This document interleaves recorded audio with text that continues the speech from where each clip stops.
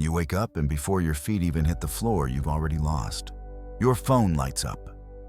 Twitter, Slack, email, CNN, ESPN. You promised yourself you'd start strong today. Meditate, write, work out. Be a man of presence and direction. But now it's 7:12 a.m. and you're already distracted, anxious, behind. You're not weak. But most of us are untrained in a world built for distraction. This world doesn't reward strength. It rewards compliance, distraction, reaction. And if you don't master yourself, the world will master you. So let's ask one question. How did a Roman emperor, burdened by a collapsing empire, betrayal from his own blood, and the weight of the ancient world, wake up in a tent in the cold before dawn, just to write in a journal? Why? Because he knew what most men today have forgotten. Discipline isn't about rules. It isn't about motivation. It's about identity. Let me show you.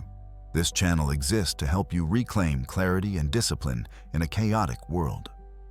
Part 1. The Mind of an Emperor. March 15th, 170 AD. Marcus Aurelius sits in silence.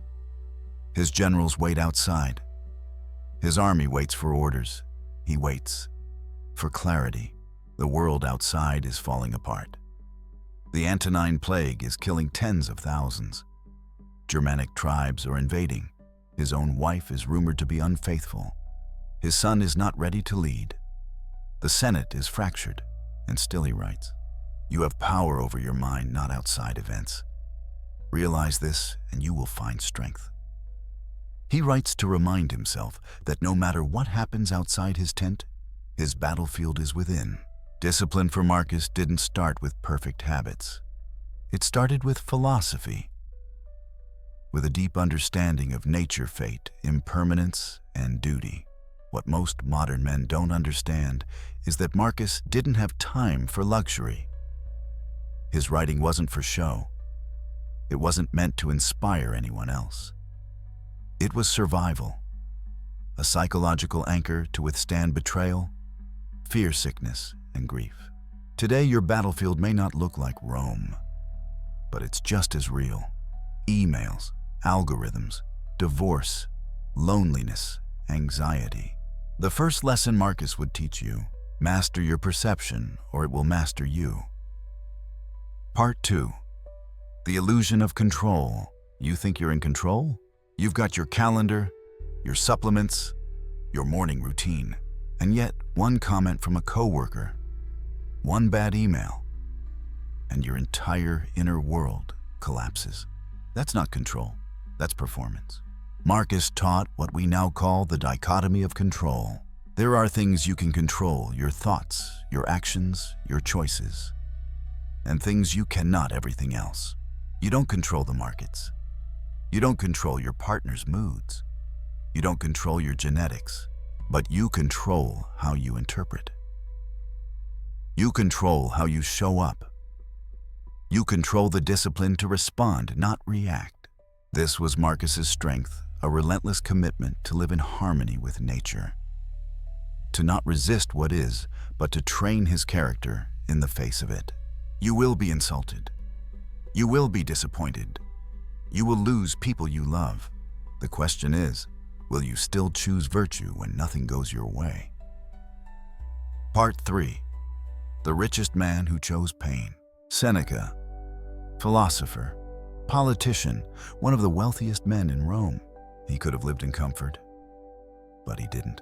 Once a month, he would sleep on the floor, eat the food of the poor, wear clothes that scratched and irritated his skin, not because he hated luxury, but because he feared becoming soft. Set aside a certain number of days, Seneca wrote, during which you shall be content with the scantiest and cheapest fare, saying to yourself all the while, "Is this the condition I so feared?" Seneca knew that wealth was not power, control was. He practiced voluntary discomfort, not for show, but for soul. Because when you choose pain, pain loses its power over you. So what does that mean today? It means putting your phone away when you feel the itch. It means going for a run when your body says no. It means sitting in silence when your brain screams for noise. Voluntary hardship isn't masochism. It's preparation. A man who avoids pain is at the mercy of life. A man who trains in it becomes unbreakable. Part 4. The slave who became a teacher of kings. Epictetus was born into slavery. Beaten, crippled, treated as property, and yet he taught some of the most powerful men in the empire. Because he understood something that very few men ever realized. No man is free who is not master of himself. Epictetus lost everything, but kept his reason. He could not control his body, but he controlled his will. He taught that the key to peace was simple: want less, expect nothing, choose reason over impulse, choose acceptance over resistance. Imagine applying that today. Your car gets totaled. Your business partner betrays you. Your child screams at you. Epictetus would say, so what? What does this event reveal about you? What will you choose next? In modern terms, he taught radical responsibility. Stop blaming. Stop justifying. Own everything. Because when you take full ownership, you take back your power. Part 5. Modern Stoic discipline. The practice. Here's what discipline actually looks like today. Waking up before your excuses.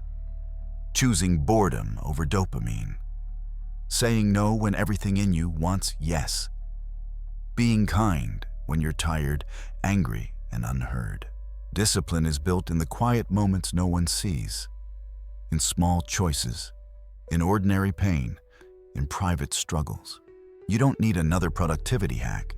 You need conviction. You need clarity. You need a why that's stronger than your weakness. So what can you do starting now? Daily practices. Morning journaling. What can I control today? What can I not? Cold exposure. Begin your day with discomfort. Silent walking, 20 minutes. No phone. Just thought. Digital fast, no social media after sunset. Reflective reading, 1 page of meditations or letters from a Stoic. Signature practice. Write 1 sentence each morning. What would Marcus do today? Each of these is small. None are sexy. All are transformative. And when practiced daily, they become who you are. Part 6. Final words from the emperor. Near the end of his life, Marcus wrote, "Waste no more time arguing what a good man should be. Be one." So I won't end with a call to subscribe. I'll end with a challenge. Don't admire the Stoics. Become one. Turn off your phone. Close the tabs. Face the mirror. And begin. This is Stoicism Reforged, where pain is practice, where clarity is earned, where discipline is not a choice, but your nature. The mirror is waiting. The world is watching. Live today as if Marcus himself were taking notes. Subscribe to Stoicism Reforged for weekly practical wisdom. Comment your biggest struggle below.